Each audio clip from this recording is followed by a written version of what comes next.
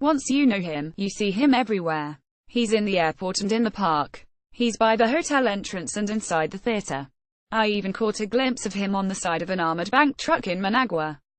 Now this poet, diplomat and hero of Nicaragua lay at my feet, very much alive at 101 years dead. Almost any Spanish speaker will know the name Rubén Dario.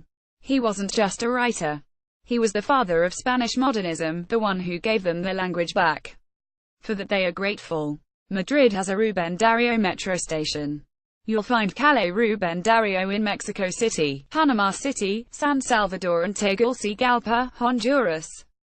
Rubén Dario Middle School sits next to Rubén Dario Park in Miami.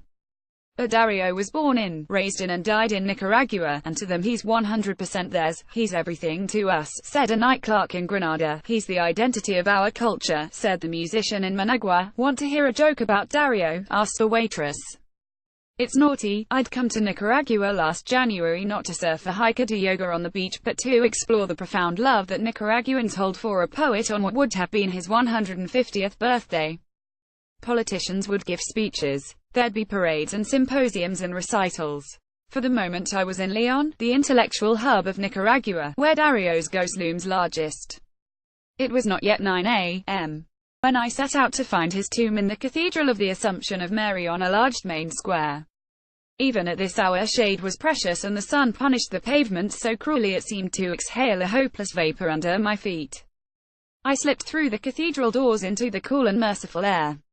Portrait of Rubén Dario, 1905. Getty Images. Dario's tomb lay near the altar under a life-size sculpture of a lion with a face frozen in anguish. The seal of Nicaragua with its volcanoes and two oceans sat nearby. Ministers had come to lay wreaths. I sat in a pew, alone, watching how no one seemed to come inside for the saints. This is how his story ends, and yet something timeless still lives. To understand who people are, you can flip back through their pages to see where they were. My Dario journey began in earnest a few years ago when I got in contact with a German immigrant who moved to Nicaragua in the 1990s. Emmanuel Zerga looks something like a 19th-century writer himself, with graying hair and lugubrious eyes. There he had met his wife-to-be, Nubia, when she was a widow with 5 children running a small hotel on the Solentine Islands in Lake Nicaragua. Emmanuel started helping her out and things went from there. Back then, as Emmanuel tells it, the islands were losing their culture and wildlife as the modern world pressed in. Fishermen were letting their boats fall apart. Handicraft traditions were all but gone. Children shot and killed exotic birds with slingshots, just for something to do, he said. In 1999, Emmanuel started a company called Solentine Tours that tried to create a market for what the islanders already had: great landscapes, colorful traditions, awesome birds. The company slowly grew beyond the archipelago. Eventually he was retracing the steps of his adopted country's writers. The house in Ciudad Dario where the poet spent the first month of his life. Federico Rios Escobar for the New York Times. Samuel Langhorne Clemens wasn't Nicaraguan, of course, but in the early days of his career, in 1866, the man we know as Mark Twain spent 3 days crossing Nicaragua en route from San Francisco to New York, a trip recounted in Travels with Mr. Brown. Emmanuel recreated Twain's journey on the occasion of its 150th anniversary, in 2016, a moment that caught my attention but that I ultimately missed. There's another anniversary for another writer, you should know. Emmanuel told me. This one is Nicaraguan, a poet, very famous. I bought a book of poems and booked a flight. Heavy clouds hung over Managua when I arrived. At the time, Emmanuel didn't offer a Rubén Dario tour, he does now, but I hired him to help me track down experts and get me to the places where Dario would have been and where his spirit lives on. The Rubén Dario National Theatre in Managua came first. Emmanuel fetched me from the Los Robles Hotel, a relaxed posada with a tropical courtyard in the heart of the capital. Immediately the legacy of the United States' involvement in Nicaragua stood out.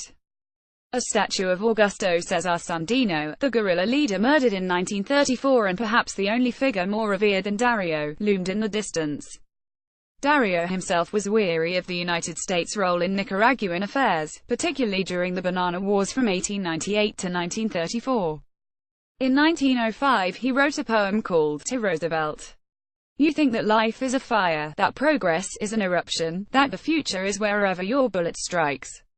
Dario wrote. No, low-slung buildings painted in pinks, yellows and greens slid past the windows of Emmanuel's truck. Greater Managua, with a population of about 2.6 million people, felt less like a metropolis than a loose bag of a suburb. In 1972, an earthquake reduced all but 10% of the city to rubble and left Managua with an ill-defined city center and a strange vernacular for navigating. North becomes Al Lago, meaning toward Lake Managua. East is Arriba, as in up. Send a postcard to Managua and the address will read like clues to pirate treasure. Arriba from the little tree, last house Al Lago, Salvador Allende port in Managua, where the author began his journey. Federico Rios Escobar for the New York Times. The theater has bold Bauhaus-style lines and sits near the lake across from a plaza where Pope John Paul II delivered a fiery sermon in 1983 when the country was deep in a civil war. The theater survived the earthquake with only cosmetic damage and escaped the war unharmed. Every side claims Dario as their own. Emmanuel said. He is untouchable. Ramon Rodriguez Sabalvero, the general director and an accomplished oboe player, welcomed me in his office. He had been rehearsing for a coming performance that would put Dario's poetry to music. A keyboard stood in the corner, and above his desk hung the picture of Dario with broad shoulders and a thinker stare. For me, Dario is a Nicaraguan artist in the maximum sense. Mr. Rodriguez said as we walked around the theater. He gave us our cultural identity, something that was ours that we could then project out into the world instead of copying what had already been done. In the theater's early days, it was built in 1969. Nearly all of the shows were foreign productions: Duke Ellington, Mexican folk ballets, Marcel Marceau. Now 90% are Nicaraguan. Today some 40,000 children come for workshops. Subsidies help keep most ticket prices in the $5 to $8 range. Mr. Rodriguez asked if I'd be back for the Cantana, the Dario celebration, in a few days. I said I'd like that. A statue of Rubén Dario in Leon, Nicaragua. Federico Rios Escobar for the New York Times. The theater, Dario, art, it doesn't just happen inside these walls, you know. Mr. Rodriguez said has led me outside. It lives out there. Dario may be the only Nicaraguan to have earned worldwide acclaim as a poet, but others like Azarias Palé, Salamín de la Selva and Alfonso Corte, who lived, wrote and went insane in Dario's childhood home, come close. All of these men hailed from Leon, where Dario grew up. I visited Dario's tomb in Leon on that furnace of a morning at the end of a 2-day stay in the city, but I got there thanks to a budding architect and translator named Gabriel Galeano, whom Emmanuel asked to accompany me. Gabe, as he told me to call him, had a love for banter, and he picked me up in Managua for the 60-mile journey northwest. Soon we were whipping down a highway lined with Jicaro. Old American school buses trundled by sporting new green bumpers, chrome horns, blue piping and loud checker raps. It was as if all those bluebirds were finally free to ditch the school uniform and become their fabulous selves. Leon immediately felt more manageable than Managua, with sidewalks and plazas and people wandering about. Along the left-leaning fulcrum of the country, Leon, the country's second-largest city with about 210,000 people, was among the first to rebel against Anastasio Taquito Somoza Debayle, whose father, Anastasio Tacho Somoza, had been gunned down here in 1956 by Rigoberto López Pérez. López, a national hero with his own statue in Managua, was a poet from Leon. Gabe led me to the José de la Cruz Mena Theater in the southwest side of the city. The lobby buzzed with TV crews. Girls dressed in Greco-style costumes with winged hats and fanfare trumpets lined up nervously along the wall. The 15th Rubén Dario Symposium was underway and the who's who of the Nicaraguan literary scene had come to see performances, recite poetry and absorb lectures like The Metaphysical Sensitivity and the Lyrics of Rubén Dario. The Messiah Volcano in Nicaragua. Federico Rios Escobar for the New York Times. You know, Dario said this city was like his Rome or Paris, said Eddie Cool, an author of numerous books on history, and Dario, who also runs Selva Negra, an eco-lodge in the Coffee Highlands. Cool, who could pass for a senior Indiana Jones, took me through Dario's rise to prominence. Dario taught himself to read at age 3 and wrote poetry not long after. He left Nicaragua for El Salvador at 15. At 19 he moved to Chile where, at age 21, he published Azul, a collection of poems and prose that came to define the Spanish modernist movement and catapulted him into literary stardom. The book, which built on the work of other poets like José Martí, shattered the stodgy literary norms of the day and breathed new life into the language. Everything written in Spanish afterward has been affected in one way or another by that great Renaissance, wrote the Mexican poet and Nobel laureate Octavio Paz in the prologue to Selected Poems of Rubén Dario, translated by Lysander Kemp. As Francisco Arellano Oviedo, the director of the Nicaraguan Language Academy, told me, after so many centuries, Dario sent Columbus's caravan back and freed Spanish literature from Spain. After a lunch of fried plantains, chicken and repollo salad at a place called Tan Rico, we headed to the house where Dario had moved in with his aunt when he was just 40 days old. Rosa Sarmiento, his mother, fleeing an abusive marriage, would later end up in Honduras and have no relationship with her son. The house of his aunt, Bernarda Sarmiento de Ramirez, sits on Rubén Dario Street, though back then it was Calle Real. Half of the house is now a museum. A sofa given to Dario from Manuel Estrada Cabrera, the Guatemalan dictator, sat in a main room, along with Dario's diplomatic suits from missions to Argentina and Spain. Two large doors open to the city outside. The Cathedral of the Assumption of Mary in Leon, Nicaragua, site of Dario's tomb. Federico Rios Escobar for the New York Times. I lingered in the doorway and looked out at the street. A woman shredded cabbage into a red bowl. Her mobile phone rang. She looked up and caught me staring at her through the door. Dario, she mouthed, and took the call. Dario only returned to Nicaragua 5 times over the course of his career. He spent the bulk of his time traveling on other people's Cordobas as a journalist, envoy and diplomat. He edited some of the day's most esteemed literary journals while in Europe and wrote for newspapers in Spain and South America, and the New York Times. All in all, he crossed the Atlantic 12 times and explored some 30 countries on 3 continents. Perhaps Dario's most famous trip was on November 23, 1907, when, now famous, he returned to Nicaragua aboard a steamer that called at the Pacific port of Corinto where a crowd greeted him. More people, tens of thousands, lined the railroad tracks across the countryside to see him as he toured. Dario's return still stands sure in the Nicaraguan consciousness today. There are books and plays about it, though I got the feeling the moment carries some wistfulness. If one's homeland is small, you dream it big. Dario wrote in a poem about his trip, Retorno, and the refrain today still hangs over the Plaza de la Revolucion in Managua. I said goodbye to Gabe and Emmanuel fetched me in Leon. We drove northward toward Chinandega, a sweltering town not far from Honduras, and on to Corinto. The 4,255-foot Momotombo volcano rose behind us, lyrical and sovereign, as Dario described it. The return to the native land has been so sentimental, and so mental, and so divine that even the crystalline dawn drops are in the jasmine of dream, of fragrance and song, he wrote. Corinto isn't so sublime. It felt like what it is, Nicaragua's deepest port town, with container yards and cranes and a grey beach lined with tin-roofed shacks.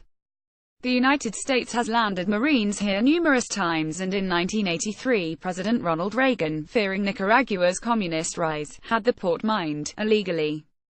After that the president turned to more clandestine counter-revolutionary measures, and the Iran-Contra affair was born.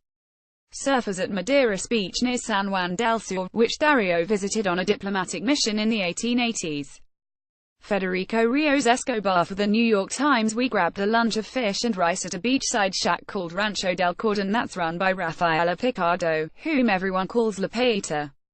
Her daughter, Cristina Hernandez, clasped her hands to her chest when I mentioned Dario, and dove into a bawdy joke about Dario ordering a fruit salad. She threw her head back and cackled, and then segued into a story about the time she went to see flamingos on the salt flats in the distance, how their long slender legs moved in the water and how the fish jumped and flickered in the sunshine. Eric Aguirre, the 2009 winner of the Rubén Dario Prize for Poetry, had told me earlier to be on the lookout for stories like these. I think Dario lives on in how people tell them, he said. Emmanuel and I returned to Managua to catch the Cantana, an 18-skit performance, at the Grand National Theatre before Gabe met me once again, this time for a trip to the village where Dario was born about 60 miles north of Managua. We drove Al Largo along the Pan American Highway until the land cocked skyward.